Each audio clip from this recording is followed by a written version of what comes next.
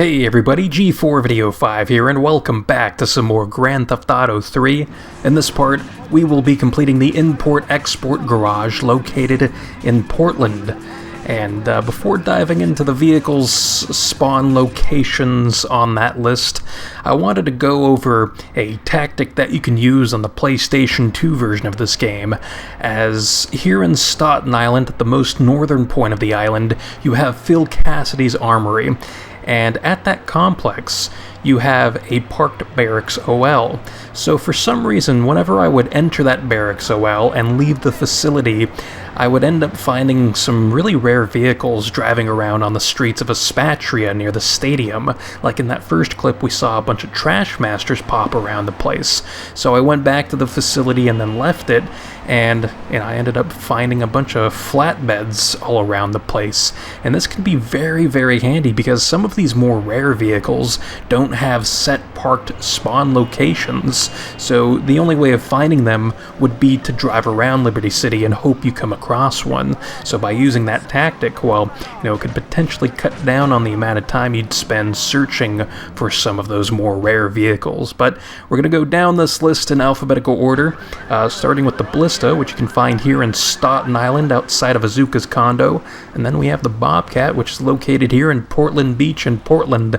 And this Bobcat always kind of like freaked me out because it's like, where's the owner to this thing, It's just kind of like a stranded vehicle. It's very strange stuff. But moving forward though, we have the bus, which has no set spawn location in Liberty City, so you just have to stumble across it.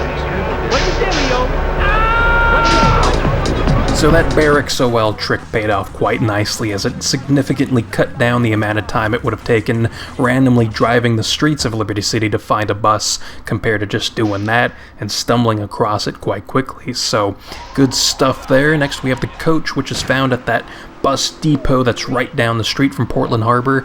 And next up we have the Dodo, which has us venturing out quite far, as we're in Shoreside, Vale at Francis International Airport.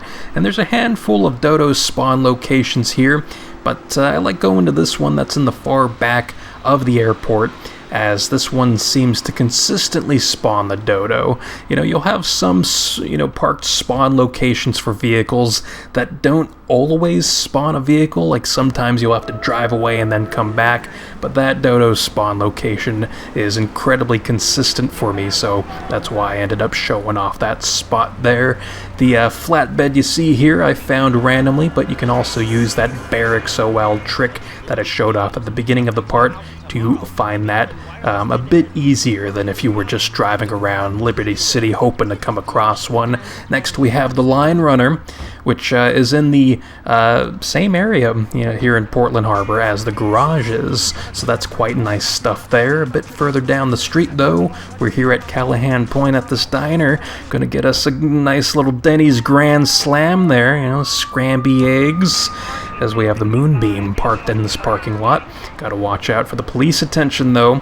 And moving forward, we have a Mr. Whoopee, a nice ding-dong cart, as I actually ended up finding this thing during the firefighter side mission. So the firefighter side mission is actually a good way of potentially coming across some of those more rare vehicles that don't have set spawn locations.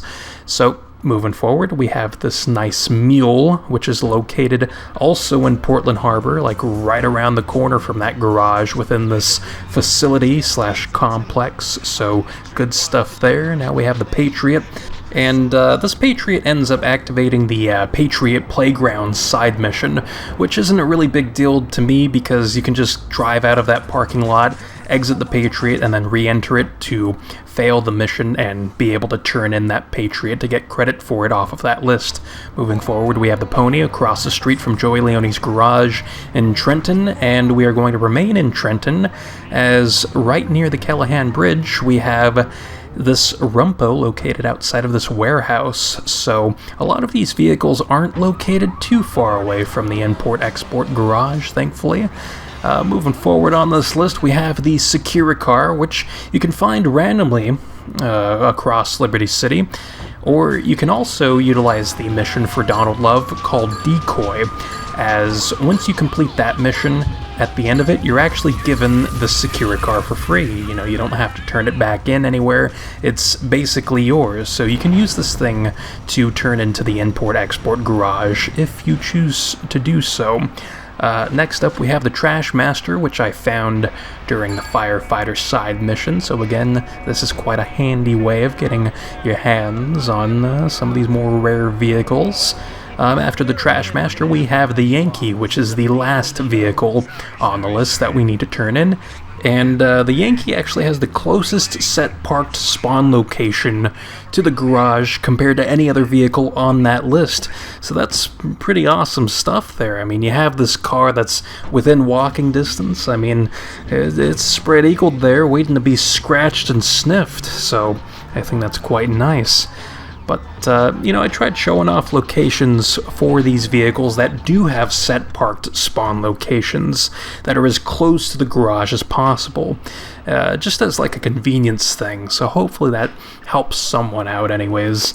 But now that we've turned in each of the vehicles that are on that list, your reward is a bunch of GTA 3 logos that, you know, represent each one of the vehicles that you turned in on the list. So you can always come back to this garage to spawn in any one of those vehicles. So you can do this infinitely if you wanted to. I mean, there's not really any good vehicles on that list that you would want to really have access to this for, since there weren't any sports cars. I mean, these were just a bunch of like industrial type of vehicles, which is mildly disappointing, but still cool nonetheless, because it makes it to where something more rare like a Securicar or a Mr. Whoopee could just be, you know, constantly spawned in if you really wanted to. So this is how it works, I guess. You know, I walked into the Mr. Whoopee icon, I left the garage, and you know, as you can see, a nice Mr. Whoopee is here to have some whoopee. So, you know, it's kind of cool. I mean, I'm not going to knock it too much. It was quite the experience, and honestly, this Mr. Whoopee thing, I've never really looked too closely at it. You know, it has a sign that says, "Mr. Whoopee, come and get one." And that's what Mr. Whoopee looks like, apparently, so yeah, that's honestly, that's worth it. You know, it made me really appreciate the Mr. Whoopee van there. But anyways, that completes this part. In the next part, we will be we're going to be completing the import-export garage located in Shoreside, Vale. So until then, I will see you next time.